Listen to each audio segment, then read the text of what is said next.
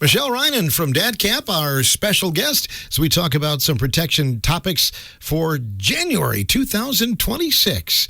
Did you have a happy new year, Michelle? Yes, it was great. And, hit the ground running here in January of 2026. Can't believe we're another year in. I can't either. We're on the attack, though, to keep some people out of a jam. And first of all, this month, you'd like to talk about online account takeovers. Yes, absolutely. I mean, just imagine getting a message from a friend asking if you want to support a local cause. Maybe you receive an official-looking notice from a financial institution about a compromised account, or you're simply making an online purchase from a trusted business. But what do these situations have in common is the question to kick off the year, and that's that they could all be account takeover scams. We've received many reports from consumers whose online accounts have been taken over by a hacker or scammer, and losing access to a social media or email account can really be alarming and frustrating, and it can even threaten the income of some consumers who depend on these tools for their business or work. And losing access to a financial account could be a disaster, resulting in identity theft that can take a lot of time and money to recover from. To give some perspective to this is recently the FBI Internet Crime Complaint Center, or IC3, issued a warning about account takeover fraud after receiving more than 5,000 complaints in 2025, and those reported losses exceeded $262 million. They report that scammers often impersonate financial institutions to trick consumers into providing login details, personal information, and access to their finances. So this all helps the scammers in advancing their frauds and in acting as you in taking over these accounts. What are some ways that they can access your online accounts? There's several different methods. Phishing attacks, and that's that PH phishing, again, where they send that email that looks like a business trying to lure you to click a link. Just social engineering in the way that they set up different social media contacts and get you to react to information, malware, and data breaches as well. You know, that's the scary thing for all of us when somebody hacks your account. What are some things they do when they do that? Sure. After they've gained access to a user's account, these scammers might steal your personal or financial information or transfer money from the owner's account to the scammer. They can scam or blackmail the account owner, being us as the consumer. Maybe they scam other social media users, and these include your friends and family members, members of groups that you're in, and even strangers that you could be connected to. And then they gain access to other accounts that you have, like email, social media, loans, or bank accounts, and you don't want them to have access to any of those accounts. So what can we do as consumers? Well, we can protect ourselves by being careful when sharing information online, including these minor details like a pet's name, past schools attended, and family members' names, because those are security questions that are often used. And handing out that information just gives a scammer more ammunition, if they will. You can monitor financial accounts regularly and follow up with financial institutions immediately if you see irregularities.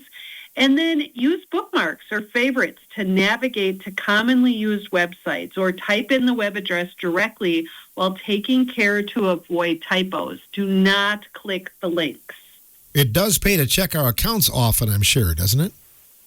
Absolutely. You want to monitor those accounts. You want to check them to be sure that you are monitoring the different activity that is happening in them. And that can be your financial account. That can be your own online accounts. You want to really be paying attention to any account that you have online to make sure that nothing looks suspicious.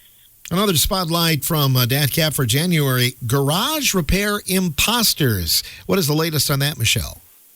Yeah, this one's a little different and might surprise some consumers out there, but We recently heard from a consumer who had contacted a repair company when their garage door was stuck. And I'm sure many of us have been there, and that's very frightening and never happens at the right time. But they were nearly scammed out of $5,000 as a result of this situation. The consumer was almost taken advantage of in this case. They'd contacted a legitimate garage door repair company, but the subcontractor who that company sent to perform the repair was actually a scammer.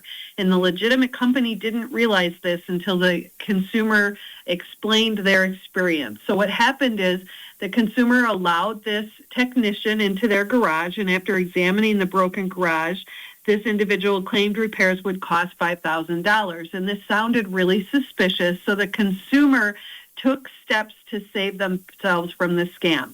First, they asked for a bill of sale or a receipt, that estimate, which the scammer couldn't provide. That technician on site said that paperwork was managed online and not in physical form.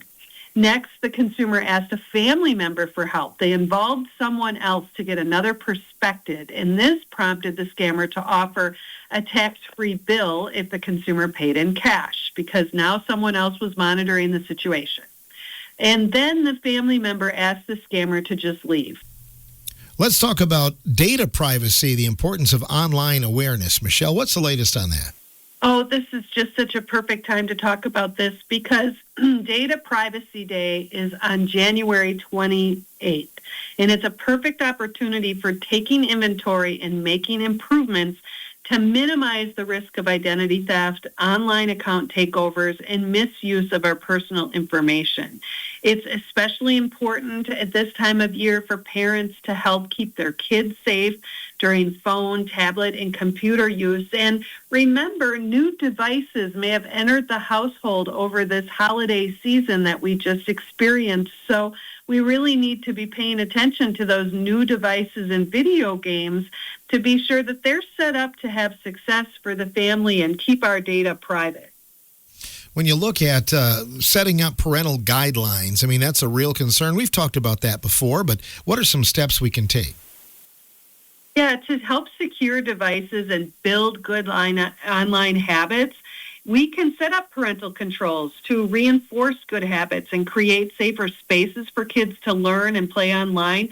Some of these parental controls can disable in-app purchases, or they require a special parent password to make them, and not just automatically purchasing things in apps. That's going to be really important to the household budget as well as the learning experience.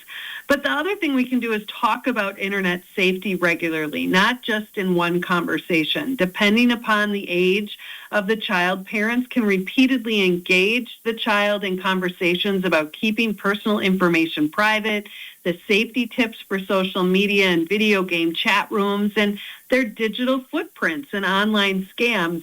And then the other thing we can do is use age-appropriate supervision and limits. Parents of younger children can consider limiting device use to certain times or spaces, using accounts the parents and guardians can access, and having conversations about what they see, what they're doing online, and then require their kids to use specific privacy settings for their online accounts. And again, age appropriate. So that conversation and that use is going to grow as the child gets older. You hear those horror stories about somebody like a child downloading a bunch of things or spending a lot of money. That's happened before as well, right? Absolutely. You get the bill and you don't know what happened, and you see that it's all happened in a game. Well, that parental controls can really help with that, because it is a conversation so they understand. But first we need to probably put the gates in place and then release them slowly so we can teach and learn there. But, there are things that the whole family can benefit from, and that's turning on automatic updates for devices, apps, and web browsers and operating systems. And again, don't forget those new devices. We may not have set all those things up because we were just too anxious to play with them. Create those strong passwords and make sure they're unique for each account.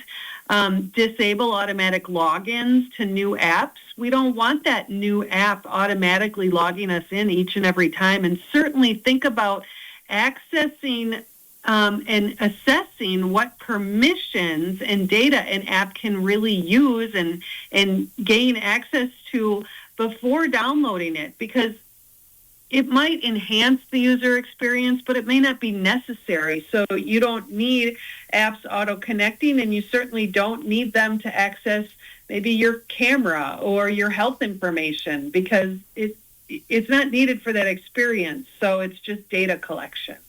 At what point, do you go to the authorities if something happens online? Well, certainly if an app isn't working as advertised, or if it's collecting data and you've told it not to, and you can see things happening, file a complaint with Consumer Protection so we can reach out to the operators of the app, and as well as if you think any information's ever been compromised or you are being charged for things you're not purchasing.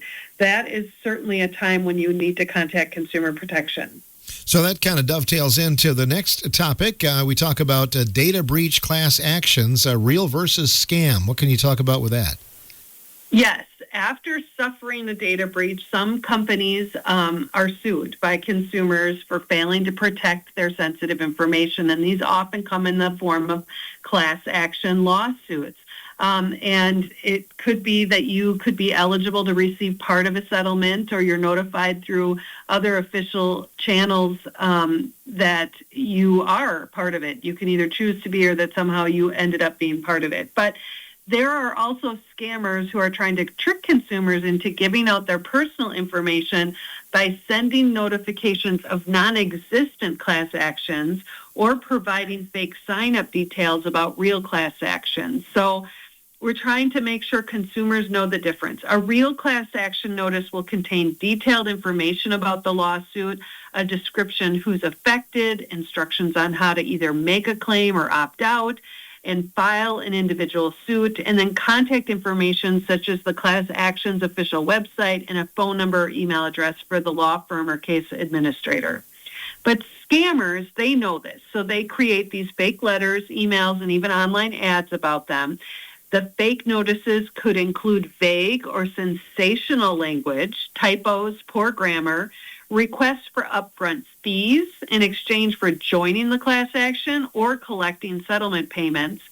They'll have fake contact information, a link to a scam website, or a fraudulent check that could be sent to you to be deposited as well. So you really need to verify that a class action notice is real before you proceed.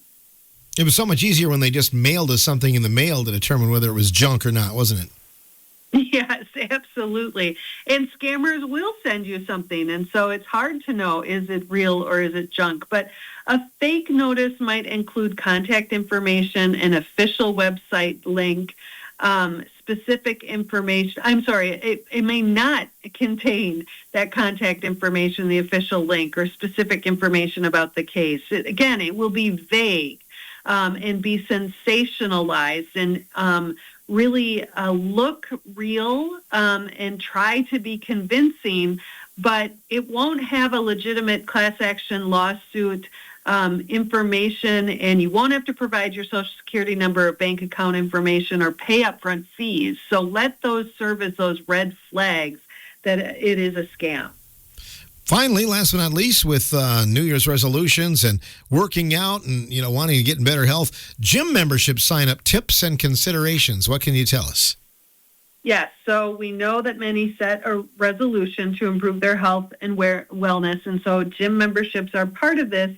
And we want to make sure that you are choosing the right gym for you before you start a membership. So many facilities offer New Year discounts, but these may not last the entire year. So before signing or paying anything, really pay attention to the terms and conditions and how long that discount may apply to your membership. And then know what the facility does with that personal information that it collects. Some gyms make extra money by selling or trading members' contact information, and so that can lead to an increase in unwanted ads being sent by email, text, and phone calls. So pay attention to those details. But ask to try out a facility before committing to a membership. Many will give you a visitor's pass or a short-term membership, and you want to see if it's going to suit you, your needs and what you're looking for and the hours that you want to go and how many people are there. And then once it comes to signing up, know what the cancellation policy is. Some gyms have difficult membership cancellation policies. And so before becoming a member or signing a contract, know the process for ending or canceling their membership, or if that's possible at all in your situation. There's a 3-day cancellation policy, right, for Wisconsin? Well, we do have that. If you are meeting face-to-face, if you go to that facility to sign up for that membership, they need to provide a 3-day right to cancel, but that's 3 days. So, if you're not going to go to the gym until Monday, don't sign up on Wednesday and think you're going to try it out on Monday and have the opportunity to cancel. You need to take action within 3 days. So align things properly to make sure that it will suit your situation. Sure. Yeah, I understand that. I think maybe some people might think it's from the first time you go there to work out. No, absolutely not. It's from when you sign that membership. And, the other thing is financial responsibility.